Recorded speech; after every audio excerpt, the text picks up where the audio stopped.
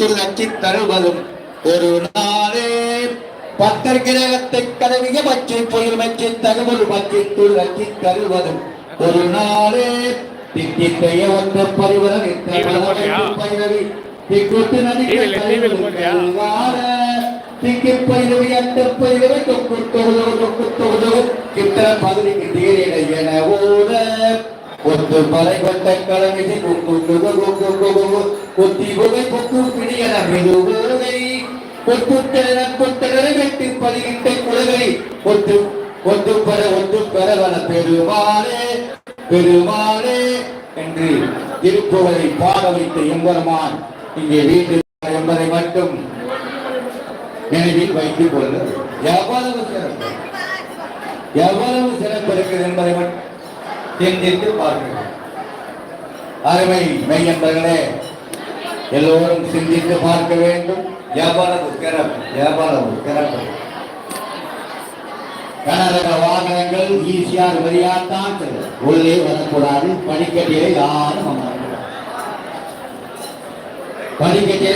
அமரக்கூடாது. எவ்வளவு சிறப்பு நம்முடைய ஆலயத்தில் இருக்கிறது என்பதை மட்டும் நினைவில் வைத்துக் கொள்ள ஒவ்வொரு நாளும்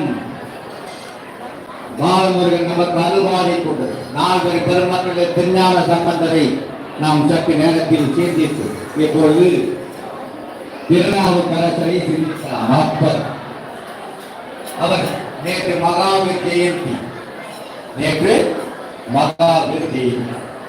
சமண மதத்தை சிறப்பாக ஒழுங்குபடுத்தியவர் மகாவீர்.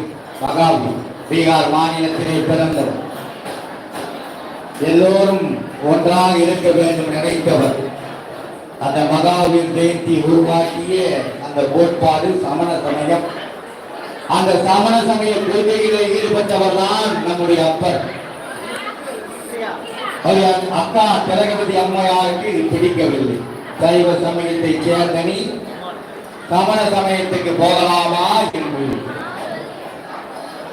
எவ்வளவு சிறப்பு இருக்கிற சைவ சமயத்தை விட்டுவிட்டாயே என்று கவலையோடு பண்ருட்டி பக்கத்தில் இருக்கிற வீரட்டானீஸ்வரர் திருவதிகை எம்பெருமானை வணங்கினார்.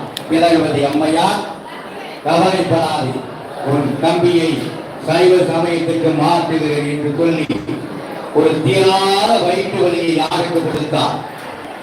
திருநாவுக்கரசு அப்பருக்கு கொடுத்தார். என் கடன் பணி செய்து கிடப்பதே என்று சொன்ன அப்பருக்கு தீராத வயிற்று வலியை கொடுத்தார். எம்பெருமான் சிவபெருமானை திலகவதி அம்மையார் வேண்டினார். இந்த திருநீரை வைத்து அந்த கடவுள் வயிற்று வலி செய்யாகிவிடும் என்று சொல்லி திருநீரை பதவியுடன் வயிற்று வலி சரியாகி அப்பொழுது பாடினார் தேவாரம் திருவதியிலே. கூட்டாயன வாரி விளக்கலில் பெருமையில் பல செய்தல் நாடகில் என்று